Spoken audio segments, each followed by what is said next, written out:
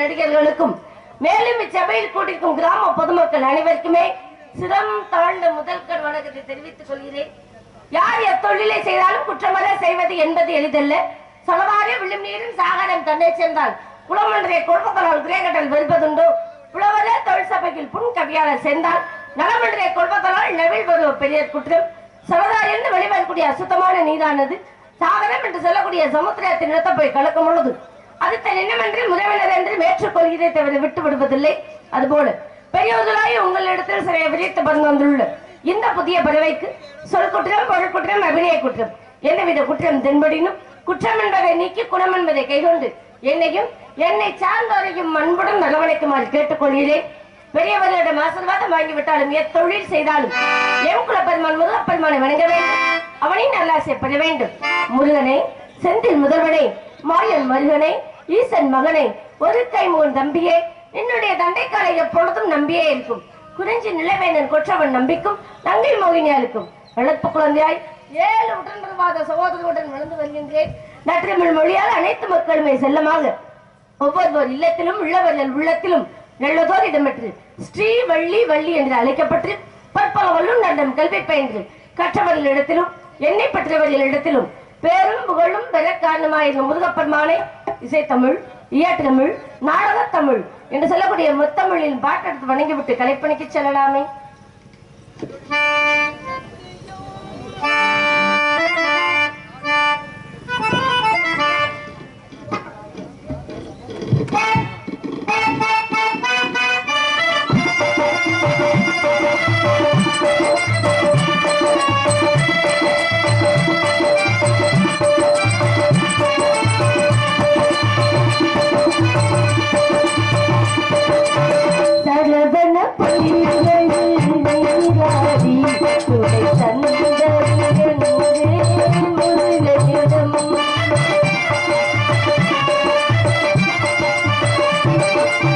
சரவண பொய்கையில் நீராடி துணை தந்தருளே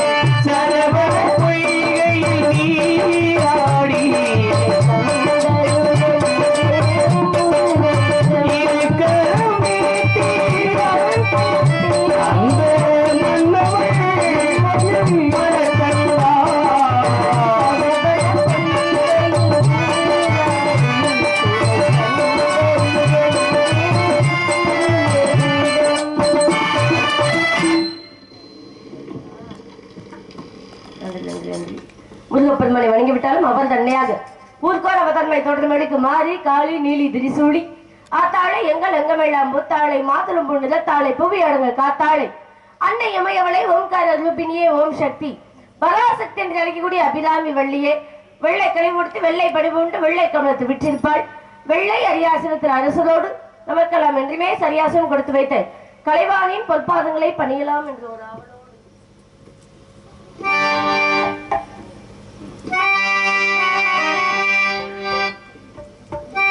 கனியமுதே கருணை கடலே துணை நீயே சுந்தரேசர் மகிழும் மயிலே கடம்பவன குயிலே மாதவன் போற்றும் எழிலே பதமளத்தனை பணிந்தோமே அங்கையற்கண்ணியே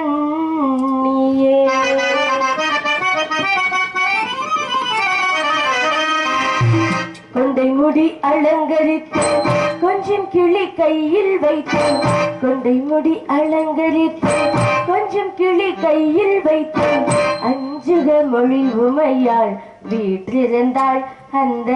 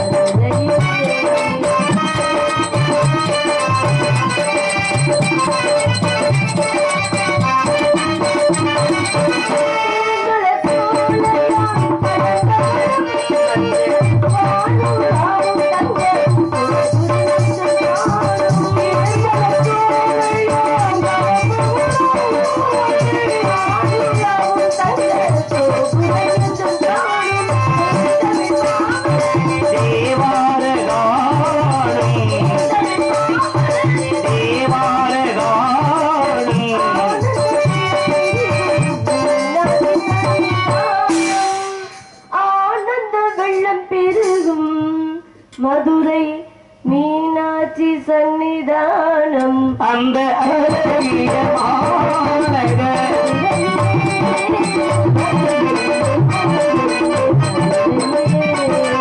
கொண்டை முடி அலங்கரித்து கொண்டை முடி அலங்கரித்து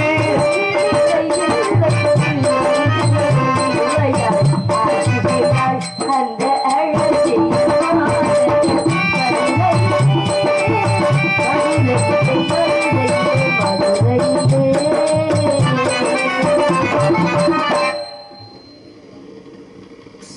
குறிஞ்சி முல்லை மருதம் நெய்தல் பாலை என்று சொல்லக்கூடிய 5 வகை நிலங்கள் இருந்தாலும் குறிஞ்சி நிலத்திலே வெள்ளிமலை சாலையிலே முருகனுக்காக செந்தனைக்கு நம்மளது உணவிற்காக கருந்தனையும் விதைக்கப்பட்டுள்ளதால் தென்னைக்கும் சேதாரமின்றி பறவைகளுக்கும் சேதாரமின்றி கையில் கவனம் கொண்டு வானம்பாடி வரக்கூடிய பட்சிகள் எல்லாம் காணம்பாடி விதக்கின்றது. அப்பா அப்பாவா அப்பாவத்தை வீட்லயே விட்டுட்டு வந்தாச்சுல.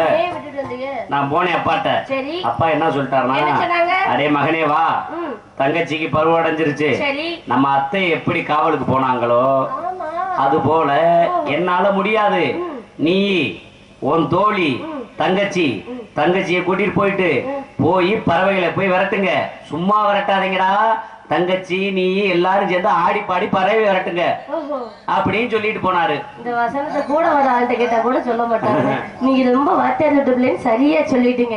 எதற்காக வந்தோம், ஏன் வந்தோம், என்ன காரணம், என்ன அழைத்து செல்ல, இதுக்குதான் நம்பிராசனை வர வைக்கிறது.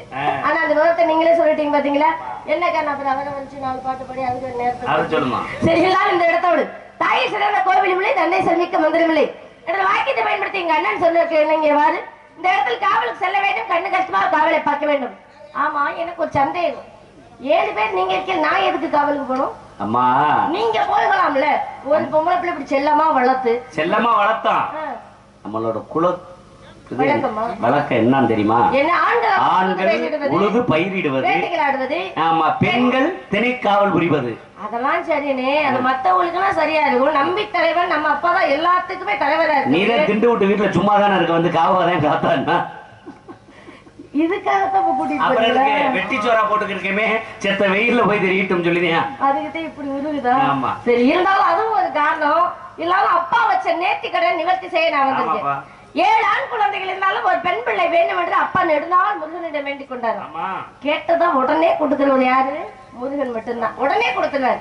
ஆனாதான் வள்ளி கிழங்கு தோன்றிய பள்ளத்திலேயே வள்ளி கொடியில் என்னை கண்டெடுக்கப்பட்டார்கள். இடத்துக்கு தலைவி வள்ளி. நீங்க வாங்காதீங்க. இடத்துக்கு தலைவி வள்ளி. அவங்களுக்கு முதல்ல டீ கொடுங்க. அவங்க குடிச்சாதான் நான் குடிப்போம். குடிச்சு முடிச்சதுக்கு அப்புறம் அப்பா இல்ல கேக்குறேன், நான் அப்ப குடிச்சுக்கிறேன், நீங்க பத்திரமா வைங்க. அதாவது வள்ளி கொடியில் கண்டெடுக்கப்பட்டதால் வள்ளி என்று பெயராக செல்லமாக பெயர் வைத்து கனக வேங்கி பூங்குரத்தி என்னுடைய இடத்தின் பெயரை வைத்து இவ்விடத்தில் பருவம் எய்தியுடன் முருகா உனக்காக திணைகள் விதைக்கப்பட்டு அந்த திணைகள் எல்லாம் காவல் செய்யும் போது பெண்மணியே அனுப்பி வைக்கிறேன் அப்படின்னு வேண்டிக் கொண்டார். அந்த வேண்டுதலுக்கு இணங்கிய வாரி இவ்விடத்தில் நான் கிடைக்கப்பட்டதுனால இந்த வேண்டுதல் நிவர்த்தி செய்யும் பொருட்டு அப்பாவோட வேண்டுதலை நிவர்த்தி செய்ய நான் வந்திருக்கேன். அது போகமா நான் 7 பேருமே கல்யாணம் முடியாம சும்மா தர்றான். சரி, ஏன்னா பொம்பளை பிள்ளை ஒண்ணு வீட்டுல இருந்தா அதை கட்டி கொடுத்ததுக்கு அப்புறம் ஆம்பளை பிள்ளைங்களுக்கு கல்யாணம் ஆகும். பூரா முட்டை கத்தி பயில்களா தர்றான். அதனால உன்னை காராரத்துல காவல் கணிப்பி விட்டு ஓன் ஜாக்க வச்சு எங்க சோடிகள் வருங்கல்ல, ஜாலியா இருக்கிறதுக்கு. சரி, எதுக்கிட்ட இருந்தாலும் இந்த சந்தோஷத்தை எப்பொழுதும் நிரந்தரமாக கொடுக்க வேண்டும், அதை திருமணம் செய்து பாதுகாக்க வேண்டும் என்ற தன்மையோடு இந்த காவலுக்கு ஏன் அப்படின்னு ஒரு தன்மையோடு போனாலும் நான் மட்டுமா காவலுக்கு போகணும்? நீங்க சொன்ன மாதிரி என்னுடைய அன்பான தோழி, இன்னொரு அண்ணன், ஐயாவா அண்ணன், அவங்க மூத்த அண்ணன், மரியாதைக்குரிய சொல்லாங்க. அண்ணனு கூட ஐயா சொல்லுது எவ்வளவு பெரிய மரியாதை. அதனால அந்த தன்மையோட அண்ணனை அழைத்து காவல் செய்யும் பொருட்டு இந்த கண்டபடி வேலவனை எப்பொழுதும் மனதால் நினைத்துக் கொண்டு இருக்க வேண்டும் என்று 5 வயசுல இருந்து முருகப்பெருமான் மீது ஒரு பக்தி காதல். அதனால மீண்டும் கண்டனை வணங்கலாம் என்று ஒரு ஆசையோடு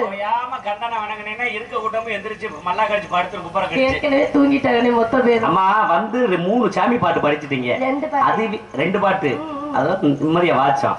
அதுக்கு மேல சாமி பாடலா படிக்கிறதுக்கு இது ஒண்ணும் பஜனை இல்லை. ஒரு விஷயத்தை மறந்துட்டேன் பாருங்க, எல்லாம் சொல்லிவிட்டு ஒரே ஒரு விஷயத்தை மட்டும் மறந்துட்டேன். நான் காவலுக்கு போறேன் அப்பாட சொல்லிட்டு வந்துட்டேன், நீங்க கூட்டிட்டு வந்துட்டீங்க. ஆனா காவல் வந்து அப்புறமா பாக்கலாம், கொஞ்ச நேரம் காதலிச்சு என்ன சொன்ன, யார வச்சுட்டு காதலிக்கிறியா? உன்னை சும்மா ஓசி சோறு போட்டு திங்க வைக்கிறதுக்கு காதல் பண்றியா? அண்ணன் தம்பியில வச்சுக்கிட்டு. அண்ணே, அதான் முடிஞ்சு போன கதை. காதலிச்சுட்டு நீங்க போய் இந்த மாப்பிள்ளைய பாத்துட்டு வரதா வேலை. எப்ப நீங்க எல்லாம் எமோஷன் ஆகுது? வேணாமா? சரி, இந்த வார்த்தை என்னாலே தாங்க முடியல. அப்பா கேட்டாருன்னா ஹார்ட் அட்டாக் வந்துருமா? நல்ல மாப்பிள்ளனே. நல்ல மாப்பிள்ளை என்ன? நல்ல படிச்ச மாப்பிள்ளனே, வசதி வாய்ப்பான மாப்பிள்ளனே. இங்க வானே, நம்மளோ கல்யாணம் முடியாம இருக்கும். நமக்கு நம்ம அப்பே ஒரு வெறுவா கட்டவே கல்யாணம் முடிச்சு வைக்க மாட்டேன். நம்ம தங்கச்சி இம்சையா இருக்கு, தோணுச்சு யாராவது கட்டிட்டு போகுது. மாப்பிள்ளை யாரு கேப்பமா? ஏமா தங்கச்சி, நாங்க ஏதோ கெஞ்சி கேக்குறதுனால நாங்க ஒத்துக்கிறோம். மாப்பிள்ளை பேரு என்ன படிச்சிருக்காரு? பெரிய படிப்பு. பெரிய படிப்புனா உலகத்தோட ஒட்டுமொத்த படிப்பு அவன் தான் படிச்சிருக்கான். சரி, படிப்பு கூட இருக்கட்டும், சரி, வசதி ஏங்க எல்லா இடத்துலயும் மலை கண்ட இடமெல்லாம் அவங்களோட இடம் தான். 6 வீடு வச்சிருக்காரு. 6 வீடா? நீங்க கோயிலுக்கு போனா ஒவ்வொரு வரிசையில் இருந்தாலே சாமியை பாருங்க. ஆமா, வரிசையில நிக்கிறேன். நான் மட்டும் அவள் திருமணம் செய்து விட்டா அந்த அதாவது கருவறைக்கு பக்கத்துல போய் அந்த சாமியை தரிசிக்கலாம். அவ்வளவு ஒரு இலவசமா அனுப்புவாங்க. ஒருவேளை டோக்கன் கொடுப்பாரோ? டோக்கன் கொடுத்தாலும் உங்களை எல்லாம் அங்கெல்லாம் அழைச்சிட்டு போறாங்களா? சரி, எங்களுக்கு ஒண்ணும் புரியல. நம்ம வீடெல்லாம் கூரை வீடு, இந்த மாதிரி தகர செட்டு, இந்த மாதிரி. ஆமா, டெஃபினெட்லி அதான் உண்மை. ஆனா இந்த இடத்துல பாருங்களேன், அந்த மாப்பிள்ளைக்கோட அப்பா வீடு தங்கத்தால் வீடு. வசதியான பாட்டியா தானே தங்கச்சி பிடிச்சிருக்கானே. எப்படியே நம்ம தங்கச்சி வேணாம் சொன்னா புடிச்சு போய் தள்ளி விட்டு வந்துருவோம். அந்த ஆளு பேரை சொல்லுமா? அழகெல்லாம் ஒட்டுமொத்த அழகு அவனுக்கு மட்டும்தான். பேரழக படைத்தவன். எப்படியும் நீ கல்யாணம் முடிச்சா சரி, சரி, எங்களுக்கு நிம்மதி. மாப்பிள்ளையோட பேரை சொல்லிடுறதா? பேரை சொல்ல, அவருக்கு வேற எது என்ன ஒண்ணு முக்கியம்? ஒரு சட்ட சிக்கல். இந்த பத்தியா, இதுக்கு தான் நான் தெளிவா கேட்கிறேன். இங்க வருமா? இப்ப உள்ள காலத்துல நம்ப முடியல. பெரிய ஒரு சிக்கல், ஆனா சின்னதா அதை தீர்த்து வச்சிருக்கேன். என்ன சிக்கல்? எதனால நாங்க சமாளிக்கிறோம்? ஏற்கனவே அவனுக்கு திருமணம் ஆயிடுச்சு. அங்க சுத்தி இங்க சுத்தி அடிவகத்துல கைய வச்சிட்டியம்மா. ஏற்கனவே உனக்கு கல்யாணம் முடிச்ச மாப்பிள்ளையா கிடைச்சிச்சு. என்ன ஊன்னா உயர்வான மாப்பிள்ளை அவன் தானே. யாருமா? முருகன். முருகனா? வேலன். எங்க ஆர்எஸ் மங்கலத்துல போண்டா கடை போடுறாரு. ஏற்கனவே அவருக்கு 300 ரூபாய் பாக்கி வேற. அப்பாவை அருவாள் எடுத்து விரட்டிட்டாப்ல. கந்தன். கடம்பன். அந்த நம்ம கடவுள் சண்முகன். ஏமா நீ யார வேணாலும் கட்டு, உன்னை இந்த கழுதைக்கு கூட கட்டி தருவேன். இந்த கழுதைக்கு இந்த கழுதை கூட கட்டி தருவேன். சமூகத்துக்கு கட்டி தர மாட்டேன். என்ன ஏனே? ஒரு அழகானவன், உயர்ந்தவன், வசதி வாய்ப்பு படைத்தவன், 6 படை வீடுகளுக்கு சொந்தக்காரன். ஏற்கனவே தேவையான கோபக்காரங்கம்மா போய் உன் மசுத்த அறுக்காம விடாதுமா அந்த அம்மா. பரவாயில்ல, அந்த அம்மாவை ஒரு வீட்டுல வச்சுட்டு நம்ம ஒரு வீட்டுல போயிருந்துக்கலாம். அது 6 வீடு இருக்குல்ல, அதனால திருப்பணம் ஒன்று இருக்கட்டும். பழமுதி சொல்லிக்கு போலான்னு முடிவுல இருக்கேன். சரி, நீ ஒரு முடிவு பண்ணிட்ட. முடிவு பண்ணிதான் வந்திருக்கேன். அப்ப எங்களுக்கு மச்சினை யாரு? முருகன் தான். சண்முகம். சண்முகன். சண்முகம் வாங்க மச்சான். நீங்க உங்களுக்கு வாங்க போலாம் தேங்காய் வச்சிருக்கோம். அதான் அந்த கண்டபடி வேலையோட நினைத்து எப்படி எல்லாம் என்னுடைய காதலை சொல்லலாம் எதிர்பார்த்து உங்கள் விருப்பத்திற்கு நீங்க வாரு. ஆனா இருந்தாலும் ஒரு போட்டி இருக்கணும்ல வாழ்க்கையில. என்னத்தா போட்டி இல்லாம சுவாரஸ்யம் இருக்குமா? நீட்ட போட்டி வரலாமாடா? அண்ணன் உங்கள்ட்ட போட்டி போடுற அளவுக்கு எனக்கு தைரியம் கிடையாது. இருந்தாலும் எனக்கு ஒரு சின்னதா உங்கள்ட்ட போட்டி போடணும்னு ஆசை. போட்டி போடுங்க. நான் பாடுற பாடலுக்கு தகுந்தவாறு உங்களுடைய வாசிப்பு சினிமா துறையில எப்படி எல்லாம் சரியா இருக்கு அது போல இருக்கணும். தங்கச்சி அண்ணே என்னைய பார்த்து இந்த கேள்வி கட்டியம்மா தெரியாதனமா கேட்டுட்டேன். ஆனா இருந்தாலும் நீ என்ன பாட்டு வேணாலும் பாடுறா. வெளியில மக்களுக்கு மத்த யாருக்கிட்ட இந்த போட்டி போட முடியாது. எந்த பாட்டு பாடினாலும் இதுல பாடிடலாம்னு ஒரு தைரியம் பாடுங்க. அவங்க தீர்ப்ப சொல்லுவாங்க. ஆமா